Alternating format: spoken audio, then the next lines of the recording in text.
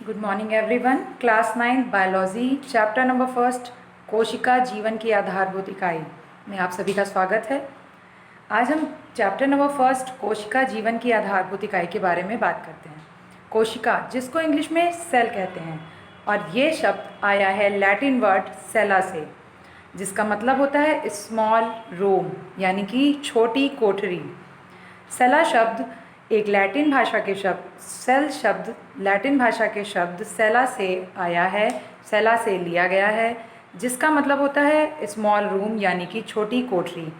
और इस कोशिका को सबसे पहले खोजा था रॉबर्ट हुक ने 1665 में, लेकिन उन्होंने एक्चुअल में या रियल में देखा जाए या वास्तविक रूप से कहा जाए तो इसको सेल नहीं कहा था, क्योंकि ये सेल थी ही नहीं। इन्होंने एक बोतल की कॉर्क यानी कि ढक्कन लिया, रबड़ वाले जो ढक्कन होते हैं उसको लिया और उसको काटा, और उन्होंने देखा कि जैसे कि मधुमक्खी के छत्ते जैसी इनको संरचनाएं उसमें दिखाई दी। और वो छत्ते जैसी जो संरचनाएं इनको दिखाई दी वो एक्चुअल में खाली कोष्ठक जैसे, जो खाली जैसे हम पनीर काटते हैं तो उसके अंदर बीच बीच में छोटे छोटे कोष्ठक, छोटे छोटे कोठरियाँ टाइप की दिखाई देती हैं, वैसी कोठरियाँ इनको दिखाई दी। और उन्होंने इसको ही सेल का नाम दे दिया, लेकिन ये सेल नहीं थी, ये थी सेल वॉल, यानी कि कोशिका के बाहर की जो वॉल होती है, या जिसको हम लोग हिंदी में कोशिका भित्ति कहते हैं, वो थी ये। तो एक्चुअल में देखा जाए तो रॉबर्ट हुक का जो ये एक्सपेरिमेंट था कि उन्होंने सेल को ढूंढा, तो ये एक तरह से फेल हो गया। और ये भी हम कह सकते हैं कि रॉबर्ट हुक ने 1665 में जो सेल की खोज की थी वो एक डेड सेल थी।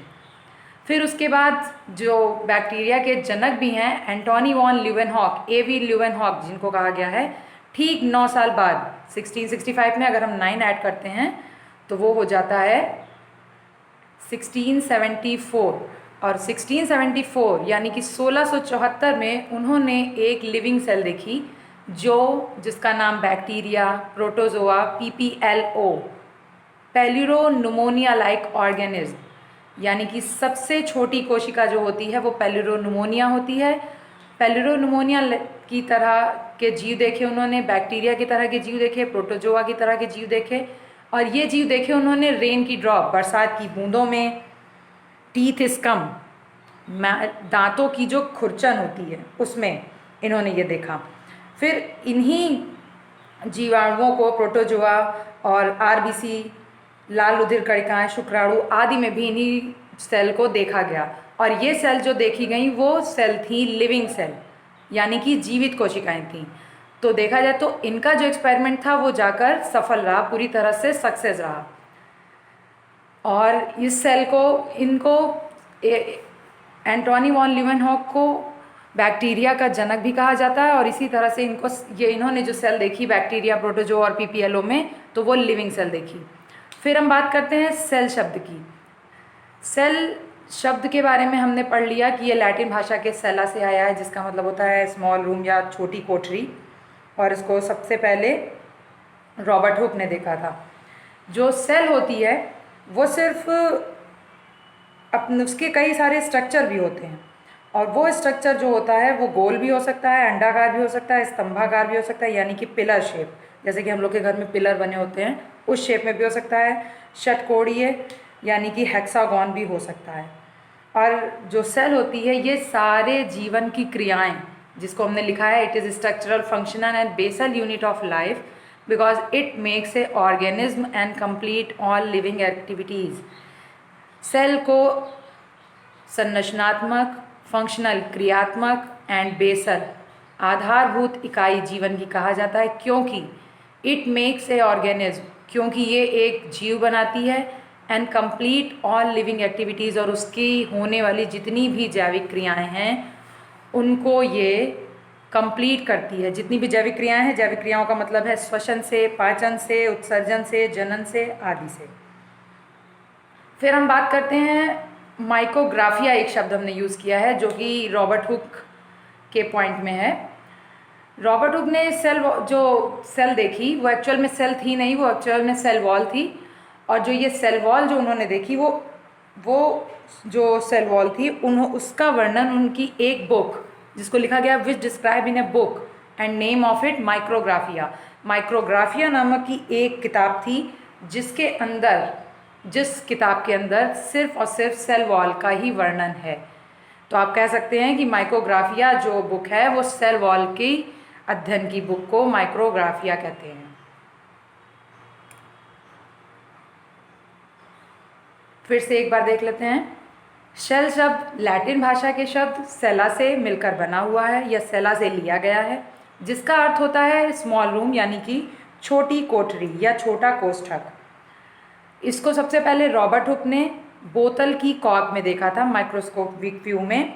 उन्होंने स्वनिर्मित सूक्ष्मदर्शी बनाया था और उसमें काक की एक पतली छेद मतलब कॉर्क जो थी बोतल की उसको जब उन्होंने कट किया तो उसमें देखा एक पतले छेद जैसे खाली मधुमक्खी के छत्ते जैसे खाली कोष्ठक दिखाई दे रहे हैं और इन कोष्ठकों को ही उन्होंने सेल बोल दिया। लेकिन ये जो कोष्ठक थे ये एक्चुअल में सेल नहीं थे, ये सिर्फ कोशिका के बाहर की दीवार जिसको कि सेल वॉल कहा जाता है वो थी। ये सेल वॉल थी और ये सिर्फ सेल वॉल थी और सेल वॉल का वर्णन उनकी जिस किताब में है उसका नाम है माइक्रोग्राफिया। और ये जो सेल उन्होंने देखी थी ये डेड सेल थी, मतलब कि मृत कोशिकाएं थी, ये लिविंग सेल नहीं थी। फिर उसके बाद ल्यूवेनहॉक, जिनका नाम है एवी ल्यूवेनहॉक, लगभग उन्होंने 9 साल बाद 1665 में अगर आप 9 ऐड करेंगे तो होगा 1674। उन्होंने 1674 यानी कि एंटोनी वॉन ल्यूवेनहॉक ने 1674 में मृत कोशिका नहीं बल्कि जीवित कोशिका देखी थी।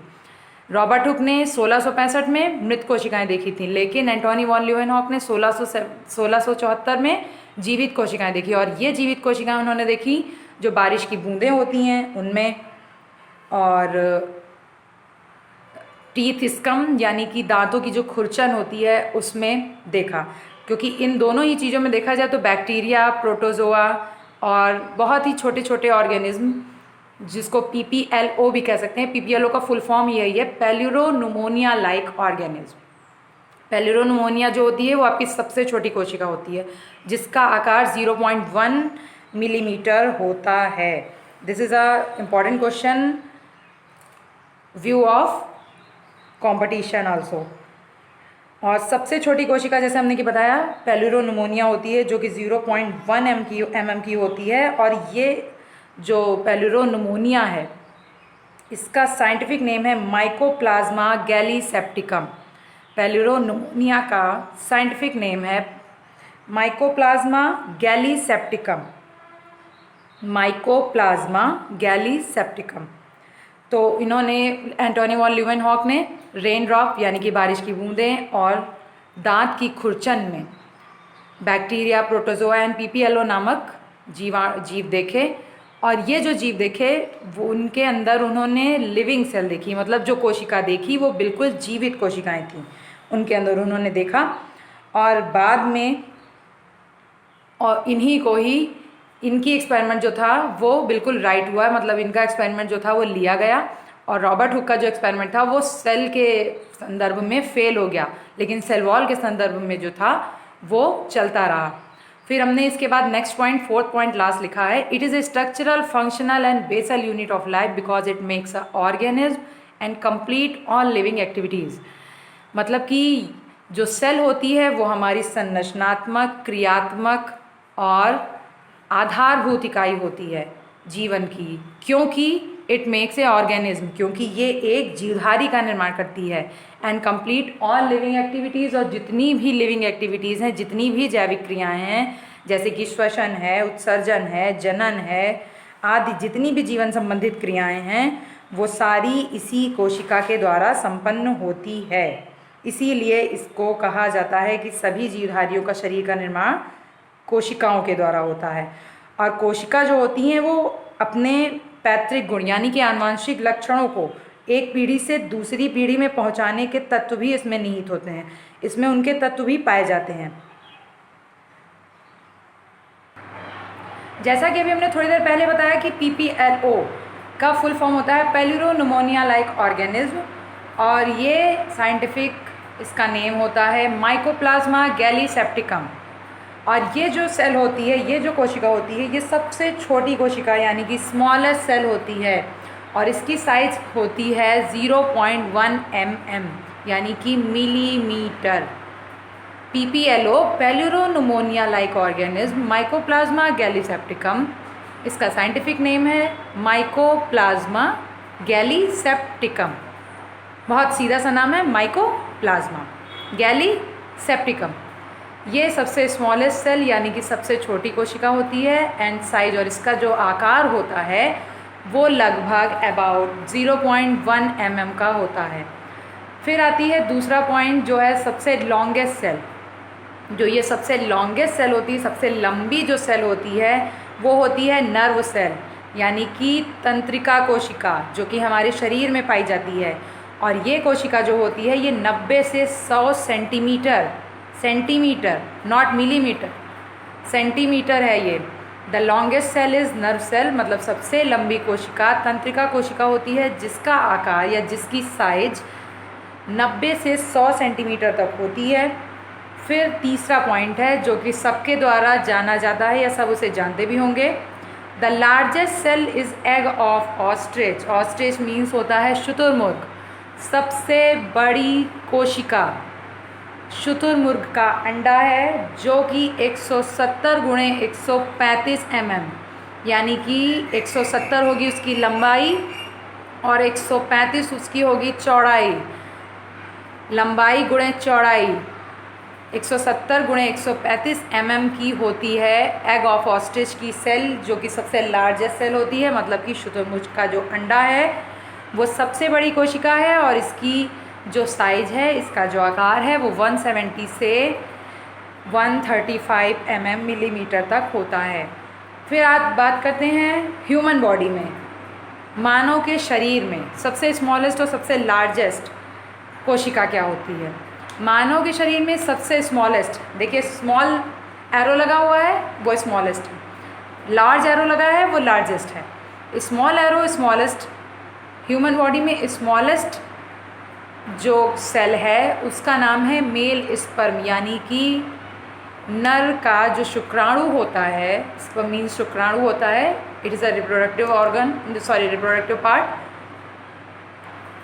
स्मॉलेस्ट सेल मेल का स्पर्म यानी कि पुरुष का शुक्राणु होता है और लार्जेस्ट सेल जो होती है वो फीमेल का ओवम यानी कि महिला का जो अंड होता है, अंडाणु होता है, वो सबसे लार्जेस्ट सेल ह्यूमन बॉडी में होती है। फिर हम बात करते हैं सेल होती कितने प्रकार की हैं। वैसे तो सेल मेनली अभी आप आगे पढ़ोगे तो हम बताएंगे प्रोकैरियोटिक, यूकैरियोटिक, यूनिसेलुलर, मल्टीसेलुलर, लेकिन किस किस शेप में होती हैं, मेनी टाइप्स, मतलब किस किस शेप में, क्या क्या आकार होता है उनका।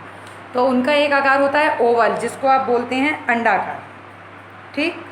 फिर है पिलर शेप लिखा हुआ है, तो पिलर शेप का मतलब होता है स्तंभाकार। जैसे कि अभी हमने पहले बताया था, घर में जो पिलर बने होंगे जिस पर आपकी छत रुकी होगी, खम्बे जिसको आप नॉर्मल भाषा में बोलते हैं, वो होता है पिलर। उसको शुद्ध हिंदी में बोलते हैं पिलर, स्तंभाकार, स्तंभ। तो पिलर शेप होती है, स्तंभाकार भी होती हैं। सर्कुलर यानी कि गोलाकार भी होती हैं। हेक्सागॉन यानी कि जिसकी 6 भुजाएं हों वो होती हैं हेक्सागॉन। तो इस तरह की, इस सारी तरह की या इस तरह के शेप की सेलें, कोशिकाएं पाई जाती हैं। अब बात करते हैं हम सेल थ्योरी यानी कि कोशिका सिद्धांत के बारे में। कोशिका सिद्धांत को 2 जर्मन साइंटिस्ट यानी कि जर्मन वैज्ञानिकों ने प्रतिपादित किया था और ये दोनों को याद रखना बहुत ही आसान है। 48, 39, 40 नहीं, बस 48 और 39। 48 यानी कि 1838 में मैथिलस लीडन ने सेल थ्योरी ऑफ प्लांट यानी कि जो पौधे हैं उनके ऊपर कोशिका सिद्धांत प्रतिपादित किया था। लेकिन 1839 में थियोडर स्वान ने जो एनिमल्स हैं उन पर सेल थ्योरी प्रतिपादित की, यानी कि एनिमल्स, जंतुओं पर जो कोशिका सिद्धांत प्रतिपादित किया वो किया थियोडर स्वान ने, और पौधों पर जो कोशिका सिद्धांत प्रतिपादित किया वो प्रतिपादित किया 1838 में मैथिलस लीडन ने। मैथिलस लीडन ने कहा जैसा कि लिखा हुआ है MS, शॉर्ट फॉर्म में लिख दिया है मैंने। Matthias Schleiden said that plant makes various type of cell and cells are form tissues. Matthias Schleiden ने ये कहा कि प्लांट जो हैं, पौधे जो हैं, जिन्होंने कोशिका सिद्धांत पौधों के ऊपर प्रतिपादित किया, उन्होंने ये कहा कि जो प्लांट हैं वो वेरियस टाइप ऑफ सेल, मतलब कि बहुत सारी कोशिकाओं से मिलकर बने हुए हैं, और सारी कोशिकाएं जो हैं, बहुत सारी कोशिकाएं जो हैं वो मिल करके बना रही हैं टिश्यूज़, यानी कि उत्तक बना रही हैं। मैथिलस लीडन ने कहा कि जो प्लांट है, पौधे हैं, वो कई सारी कोशिकाओं से मिलकर बने हुए हैं, और जो कई सारी कोशिकाएं हैं वो मिलकर के टिश्यू बना रही हैं। और जैसा कि हमने नेक्स्ट पॉइंट उसी के नीचे लिखा हुआ है, 50 × 10⁵ group of cells who is same in shape, structure and functions makes tissue. 50 × 10⁵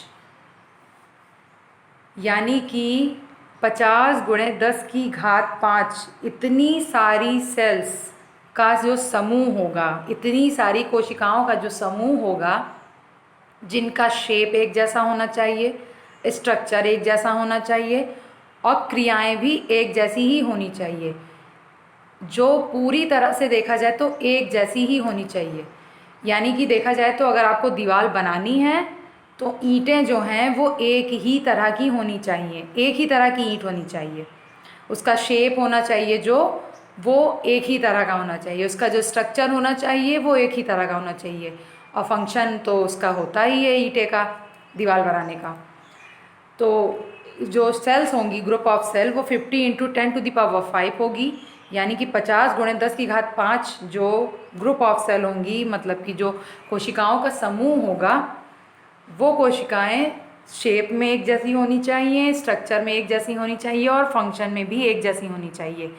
ये सारी कोशिकाएं मिलकर बनाएंगी टिश्यू, यानी कि उत्तक। ये भी मैथिलस लीडन ने ही बताया, और मैथिलस लीडन ने यही कहा है ऊपर वाली लाइन में। Matthias Schleiden said that plant makes various type of cell, यानी कि प्लांट जो है वो बहुत सारी कोशिकाओं से मिलकर बने हुए हैं, और कई सारी कोशिकाएं वो टिश्यू बना रही हैं। और उसी को नीचे मैंने डिफाइन किया है कि 50 × 10⁵ समूह में जो सेलें होंगी वो अपने शेप में एक जैसी होंगी, स्ट्रक्चर में एक जैसी होंगी, और फंक्शन में भी, कार्यों में भी एक जैसी होंगी। और ये सारी सेलें जो पूरी तरह से एक जैसी होंगी वो मिलकर बनाएंगी टिश्यू, यानी कि उत्तक। फिर दूसरे जर्मन साइंटिस्ट जो हैं थियोडर स्वान, जिसको TS लिखा है मैंने, Theodore swan said that the outer layer of cell is called plasma membrane. The outer layer of cell is called plasma membrane, which is thin and also known that plant cell are found cell wall, which is the characteristics feature of plant. Theodore स्वान ने ये कहा कि जो outer most layer cell की होती है, मतलब कि कोशिका की सबसे बाहरी परत, जैसे कि हम लोग कहते हैं अगर हमारे शरीर की जो सबसे बाहरी खाल है वो हम चमड़ी बोलते हैं उसको, वैसे ही सेल की जो आउटर लेयर होगी, जो सेल के बाहर की लेयर होगी, हम लोग के तो जो मांसपेशियां हैं उसके बाहर की ये लेयर है, उसके अंदर और भी कई सारी अंदर गतिविधियां हैं, लेकिन जो सेल के ठीक बाहर की जो कला, वो लेयर होगी, आउटर लेयर होगी, उसको बोला जाएगा जीव द्रव्य कला, यानी कि प्लाज्मा मेम्ब्रेन।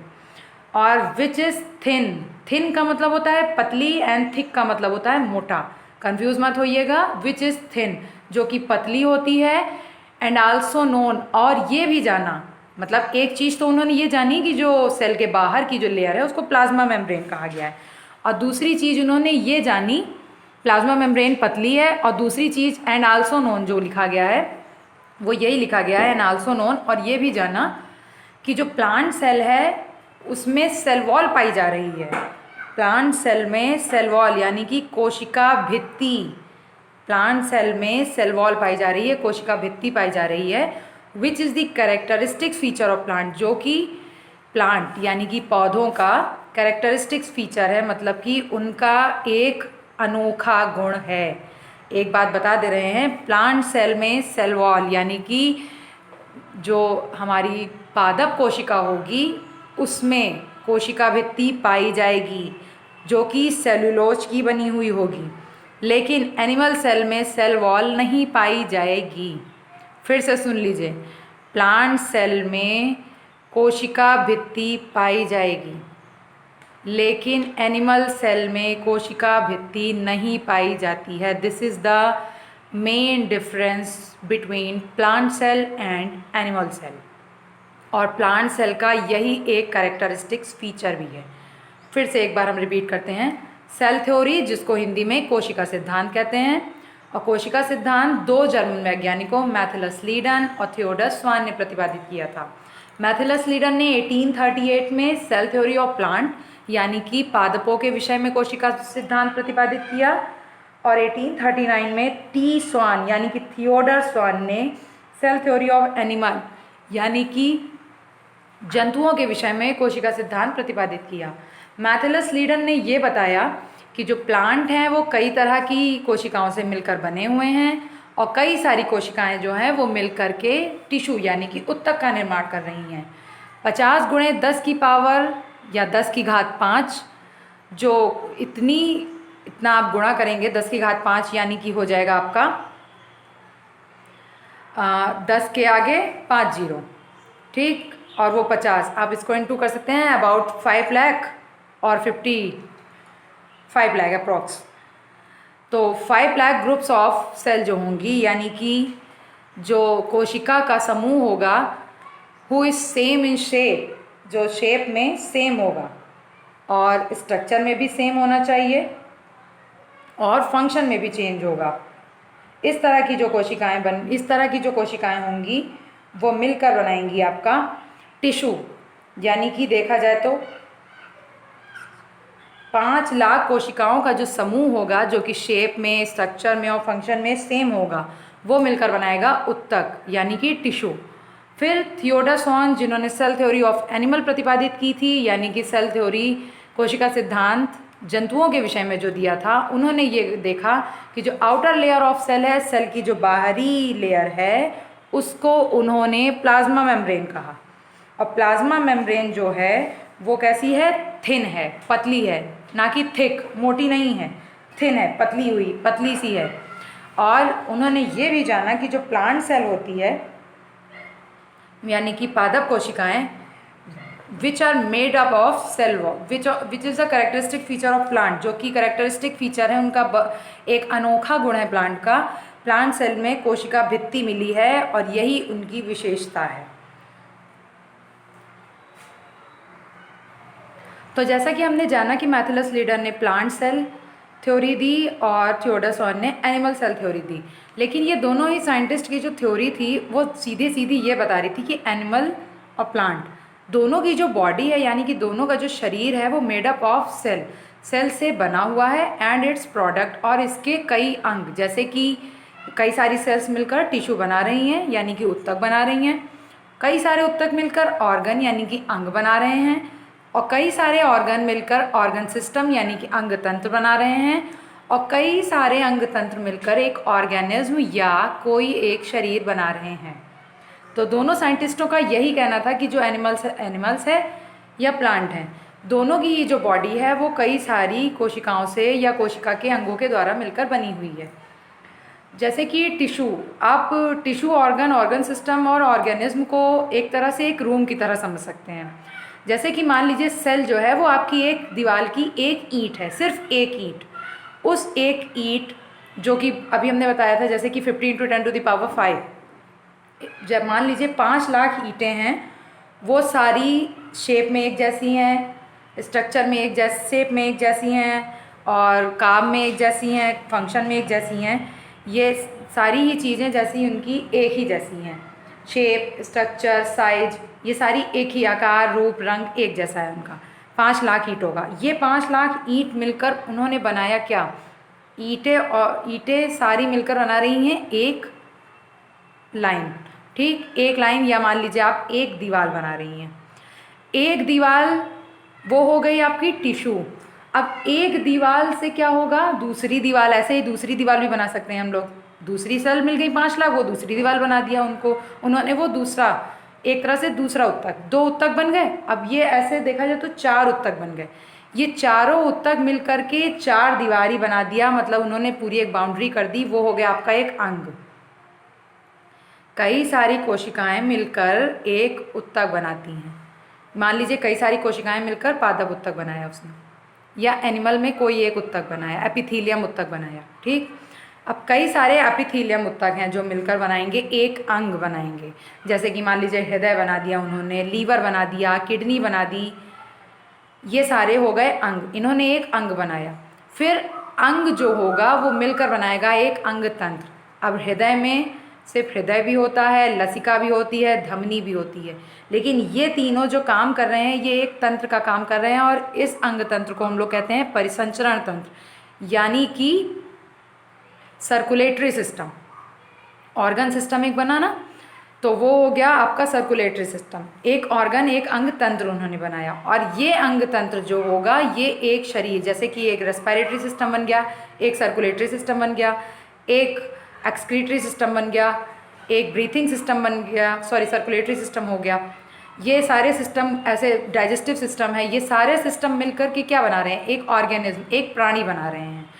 तो उन्होंने, दोनों लोगों ने, मैथलस लीडन और थियोडोर स्वान ने, दोनों ने यही बताया कि ये जो एनिमल हैं और प्लांट हैं, इन दोनों का जो शरीर है वो पूरी तरह से सेल और इसके प्रोडक्ट, यानी कि इसके जितने भी अंग हैं, जैसे कि टिश्यू, ऑर्गन, ऑर्गन सिस्टम और ऑर्गन सिस्टम मिलकर बनाएगा बॉडी, इन सब के द्वारा ही संभव हो पाया है। मतलब इन दोनों के द्वारा ही, इन सब के द्वारा ही इन दोनों की बॉडी या किसी भी जीवधारी की जो बॉडी है वो बन पाएगी।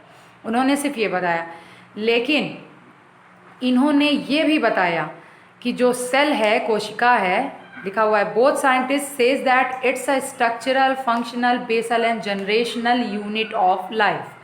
यानी कि दोनों साइंटिस्टों ने ये बताया कि जो सेल है वो एक संरचनात्मक, क्रियात्मक, आधार और आनुवांशिकता की इकाई है। जीवन में आनुवांशिकता की भी इकाई है। ये दोनों साइंटिस्टों ने ये बताया, लेकिन ये फेल हो गए, but they failed, so sad. ये फेल हो गए, और फेल वो इस बात पे हुए कि ये बता नहीं पाए ये, because they don't tell how to cell is made. ये नहीं बता पाए कि सेल आखिर बनती कैसे है। दोनों साइंटिस्टों ने सेल को कहा तो कि हाँ भाई ये स्ट्रक्चरल यूनिट है, फंक्शनल यूनिट है, बेसल यूनिट है और जनरेशनल यूनिट है। ये स्ट्रक्चर भी देगी, फंक्शन भी करेगी, बेस भी प्रदान करेगी और जनरेशन में भी हेल्प करेगी। लेकिन फेल हो गए ये इसलिए फेल हो गए क्योंकि ये सिर्फ ये नहीं बता पाए कि जो ये सेल है वो आखिर बनी कैसे है। फिर इसके बाद जो सेल बनी कैसे है उसको बताने के लिए एक न्यू साइंटिस्ट आया जिनका नाम था रुडोल्फ विर्चो। और रुडोल्फ विर्चो ने 1855 में ये बताया कि अब भाई जब दोनों साइंटिस्ट फेल हो गए तब एक न्यू साइंटिस्ट आया जिनका नाम था रुडोल्फ विर्चो। 1855 यानी कि 1855 में उन्होंने ये बताया कि cell makes its primary division. जो कि सेल है, कोशिका है, वो हमारी पूर्ववर्ती विभाजन के द्वारा बन रही है।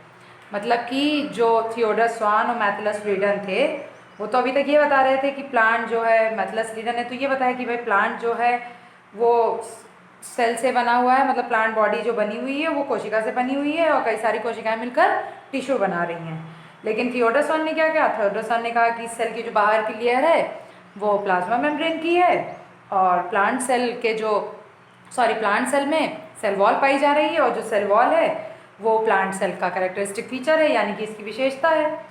और फिर दोनों साइंटिस्ट ने ये भी कहा कि ये स्ट्रक्चरल यानी कि संरचनात्मक, क्रियात्मक, आधारभूत और पीढ़ी मतलब आनुवंशिकता की भी इकाई है। लेकिन ये बताने में ये बेचारे रह गए कि हम भाई कोशिका को बनाता कौन है या कोशिका बनती कैसे है। तब अब भाई कोई फेल हुआ है तो भाई कुछ तो पास होगा ही। तो रुडोल्फ विर्चो एक साइंटिस्ट आए 1855 में, मतलब 1855 में, और उन्होंने ये बताया कि जो सेल है that the cell makes it primary division. ये अपनी पूर्ववर्ती विभाजन के द्वारा बन रही है, यानी कि जो कोशिका है, जैसा कि आप फिगर में देख सकते हैं, जो एक सेल बनी है वो कई सारे पार्ट में डिवाइड हो गई, जिसको मैंने लिखा है प्राइमरी डिवीज़न। और ये डिवीज़न से जो एक कोशिका बन रही है, यानी कि 4 प्राइमरी डिवीज़न हुए, जो डिवीज़न हो रहा है वो 4 हुआ, ठीक। ये डिवीज़न में जो एक सेल बनी है, एक सेल से बन रही है एक new cell, made a new cell.